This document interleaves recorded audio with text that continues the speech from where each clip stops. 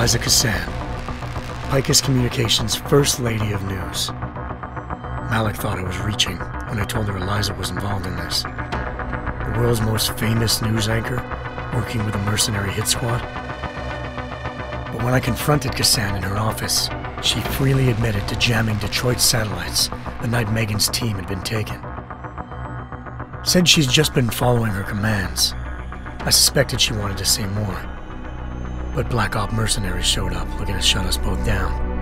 And just like that, the Eliza I'd been talking to disappeared. The mercs were led by an augmented killer I crossed paths with twice before, Fedorova, a woman who'd made silence her best friend. She waited for me to track Eliza's transmission to a secret server room underneath the Picus complex, then jumped me from behind. A deadly fight ensued. I made sure she never moved silently again. With Fedorova down and no one left to keep Eliza quiet, she reappeared. Turns out Picus's First Lady of News wasn't a lady at all.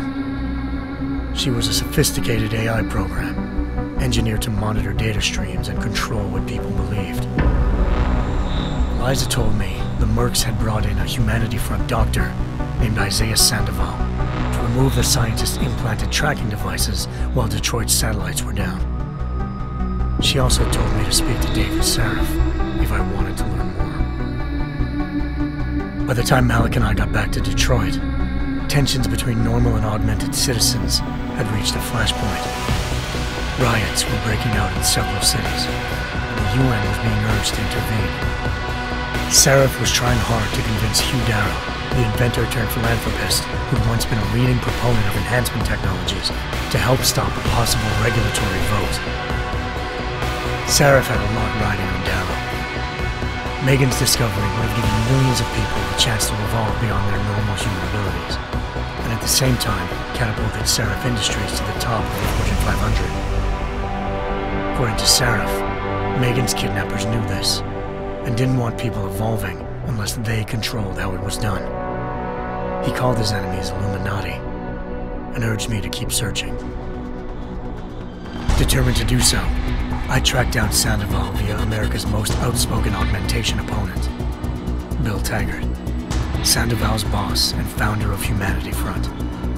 Sandoval admitted to operating on Megan's team when I confronted him, but said he hadn't removed their GPLs. He'd merely switched them to a different frequency. Pritchard was able to trace one of the signals to China. Malik and I immediately took off in pursuit. Unfortunately, the Illuminati were one step ahead.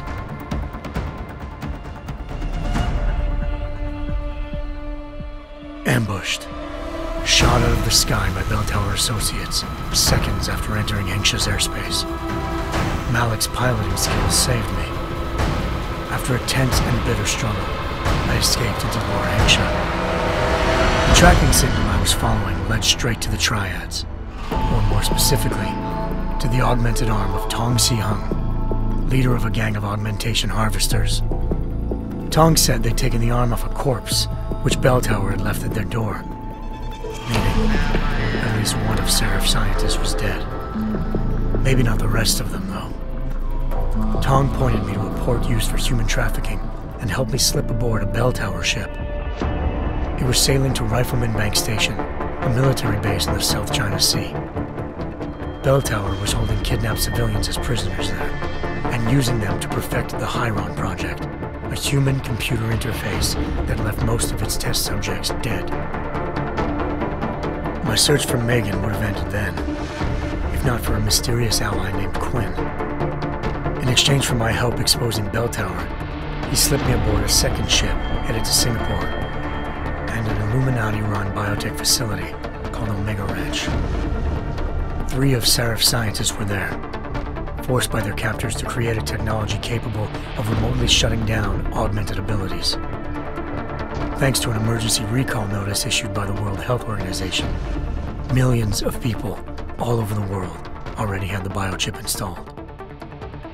With the help of the scientists, I tracked Megan to a private section of the ranch. There, I ran into Yaron Namir, the walking tank who'd put a bullet in my brain the first time we met. He'd teamed up with Zhao, and was hoping to catch me off guard. The little ambush didn't work. I found Megan in a suite belonging to Hugh Darrow, the billionaire philanthropist who'd Sarif had called on for help. Darrow had convinced her to go along with the biochip plan by promising to sabotage the tech. As she was explaining this, Darrow appeared in a global broadcast, telling the world that augmentations would be the death of mankind. Then he activated the biochips to prove his point. All over the world, augmented people flew into a killing frenzy. Darrow had betrayed everyone, and it was up to me to set things right. To do it, I had to reach Panchaea, a massive installation in the Arctic Ocean. As I raced through corridors built by an all-augmented workforce, I saw death and destruction firsthand. By the time I shut down Darrow's broadcast, I knew the damage he'd done. Still, humanity's future remained unclear. How would the world react to this sabotage? Would people ever regain their faith in augmentations again? What would be the Illuminati's next move? Only time will give us the answers.